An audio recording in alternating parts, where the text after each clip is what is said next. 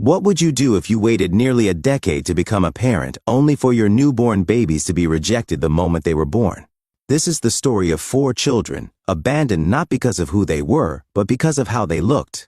When secrets from the past resurface on the eve of their birthday, everything they thought they knew about family, identity, and love is turned upside down. Stay with me, because what begins with heartbreak becomes a story you'll never forget.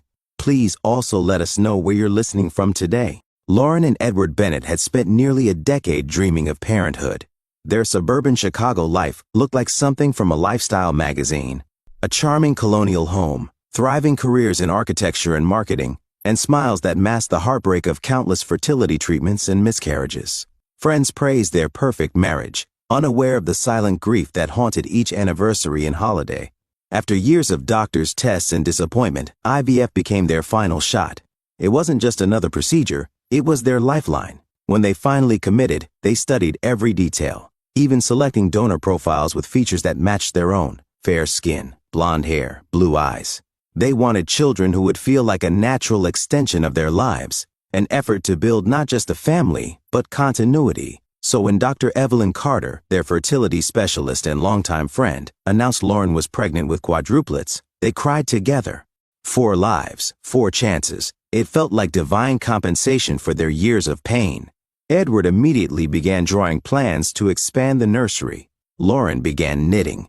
They named the unborn babies in secret, choosing classic names and imagining holidays filled with laughter, matching outfits, and storybook moments.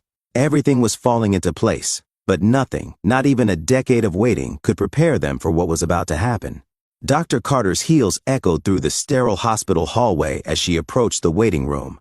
The fluorescent lights flickered slightly above her, casting long shadows across the white floor. Despite years of delivering babies, from joyous home births to complicated C-sections, today shook her to her core. Her stomach churned with dread, and her professional composure barely concealed the emotional weight she carried. She spotted Edward and Lauren seated closely together, their hands clasped tightly. Lauren's cheeks were flushed with anticipation, and Edward's foot tapped anxiously. They looked every bit the expectant parents, exhausted, nervous, hopeful.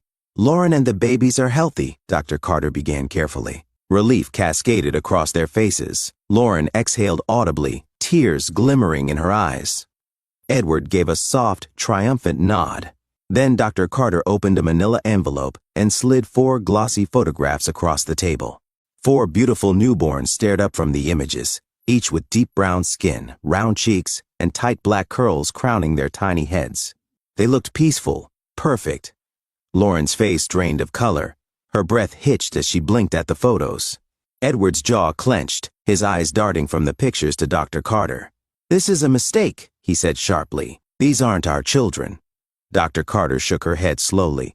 "I'm afraid not. The embryos implanted were yours, but there was an error at the clinic. The donor material came from someone else." Edward rose abruptly, the chair screeching against the tile. "Unacceptable. We selected specific donors. There were protocols." Dr. Carter kept her tone calm but firm. "There was a mix-up in the lab. We're still investigating how it happened." Lauren remained silent, her fingers trembling as she reached toward one of the photos, then pulled back.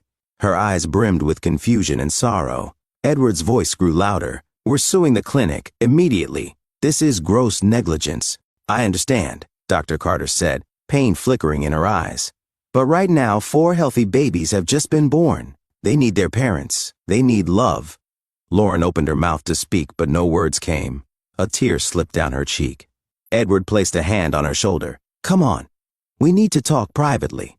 She stood on shaky legs and the couple walked out, their future suddenly unraveling behind them. Dr. Carter remained seated, staring down at the photos, silently grieving for the love these children might never know. That evening, Nurse Tasha Jackson noticed Edward standing over the cribs with icy detachment, his hands shoved into the pockets of his coat as he stared blankly at the newborns. "They're beautiful," she offered gently, hoping to pierce the cold wall of silence between him and the children. Edward didn't look up. His jaw was set, shoulders tense. "This wasn't the plan," he said, voice flat. "We can't take them." Tasha frowned. "They're your children." He shook his head, almost imperceptibly. "Not anymore. Not like this." She wanted to argue, to plead on their behalf, but the cold in his voice froze her in place. Meanwhile, Lauren sat alone in the dimly lit hospital parking lot, her fingers clinging to a tiny knitted baby hat she had made in the early days of hope. She had imagined placing it on her daughter's head, capturing the first family photo, celebrating life. Now it sat unused, a symbol of a future slipping through her grasp. Her sobs shook her entire body. Makeup streaked down her face, and she could still hear Edward's ultimatum ringing in her ears. It's them or me. How could she make a choice like that? Her heart screamed for her babies, but fear and pressure clouded her judgment. Every rational thought told her she'd lose everything if she didn't walk away. She gripped the steering wheel until her knuckles turned white, wishing she could unmake the moment, reverse time. But there was no going back. She drove off into the night, never knowing she'd just made the most haunting decision of her life. One that would follow her through every year, every breath, and every silent holiday for the rest of her days. Dr. Carter couldn't stop thinking about the babies. She replayed the moment over and over in her mind. Edward's cold rejection, Lauren's silent grief, and the helpless innocence of the 4 newborns. They deserved more than an empty nursery. They deserved a family who would see them not as a mistake, but as a miracle. She picked up the phone and called her younger sister, Imani Washington. Imani had a heart big enough to hold the world and a patience forged through years of waiting. She and her husband, Jamal, had been trying to adopt for over a decade. Despite financial challenges, they'd never given up hope. There are 4 of them, Evelyn said quietly, trying to hold back the emotion in her voice. They were left behind at the hospital. They need a home. There was a pause on the other end of the line. Then Imani replied, "Tell me where and when. We'll be there." Imani and Jamal didn't hesitate. They didn't ask for details or guarantees. They simply prepared. They converted their 2-bedroom home into a baby haven overnight. Neighbors donated cribs and diapers. The church organized a meal train. Even Jamal's students from the high school where he taught math brought over baby clothes. 2 weeks later, Malik, Zuri, Amari, and Naima arrived. The Washingtons' modest home transformed into a vibrant, joyful chaos filled with lullabies, late-night feedings, and the aroma of fresh cornbread and baby powder. The day they brought the babies home, Imani stood in the doorway, holding Naima against her chest and whispered, "Welcome home, my love. You are wanted. You are ours." The local community rallied behind them. Friends visited daily. A retired neighbor volunteered to babysit. A group of college students from the nearby university painted a mural in the nursery with the words, "Love makes a family." Their lives had truly begun, not just for the quadruplets, but for Imani and Jamal too. They hadn't just become parents. They had become something greater, a beacon of love rising from someone else's abandonment. The quadruplets flourished. Malik became the natural leader, Zuri an artistic prodigy, Amari the introspective bookworm, and Naima the gentle peacemaker. Their parents nurtured every dream. On their 5th birthday, Monica snapped a photo of the 4 of them blowing out candles. A photo that would one day go viral under the headline, "Miracle Quads, Abandoned at Birth, Adopted in Love." Far across the city, Lauren Bennett saw the article and wept. The Bennetts had divorced. Edward moved on easily. Lauren couldn't. She clipped the article and added it to a small box with the baby hat and sonogram. She kept it all hidden, along with her guilt. She had no idea her story was far from over. At years old, the quadruplets faced a new trial. Jamal was diagnosed with early-onset Parkinson's. The kids rallied, proving their strength.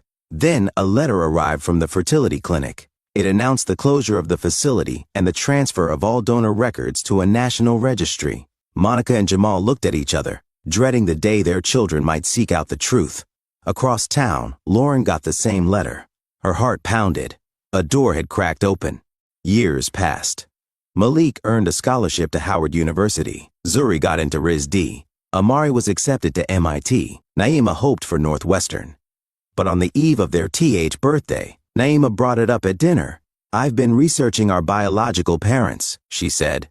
Silence fell. Then secrets came spilling out. The adoption, the lawsuit, the rejection. "We were going to tell you," Monica said, eyes shining with tears. Malik left the table in anger, but the spark had been lit. Malik found the meeting confirmation. He stormed out, tracked down Lauren's design studio, and confronted her. "You abandoned us," Lauren cried as she handed him a worn envelope full of clippings, photos, and proof she'd never stopped watching over them. I wasn't strong enough to fight him, she whispered, but I never stopped loving you. She also told him something else. She had found their genetic parents. Matthew and Simone Reed were shocked to learn their donations led to 4 lives. Now professors with a family of their own, they were eager to meet the children. A cautious meeting was set. At a round table, Monica, Jamal, the Quadruplets, Lauren, and the Reeds sat down together. Surprisingly, it was Malik who broke the tension. Maybe we can have coffee at Howard. Smiles followed. Something new was beginning. Before she left the gathering, Lauren shared one final truth. Edward had tried to separate the children at birth.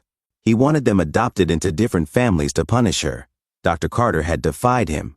She saved us, Zuri whispered. They vowed to thank her. Lauren had terminal cancer. She left her estate, including a renovated apartment building with 4 units, to the Quadruplets. It won't fix the past, she said, but it's what I can give you now. They accepted. On their birthday, Monica and Jamal transformed the backyard. Each corner represented a child.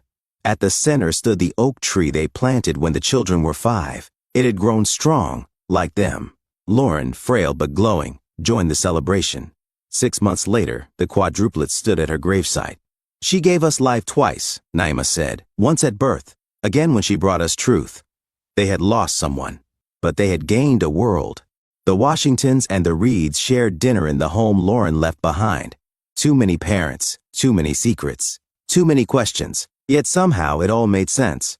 It's a family, Monica toasted. In all its forms, they echoed. And outside the first snow fell, covering everything in quiet peace, because even the most painful beginnings can grow into something beautiful. What do you think of today's extraordinary story? Please let us know in the comments below, and thank you for listening to Storyline Narratives.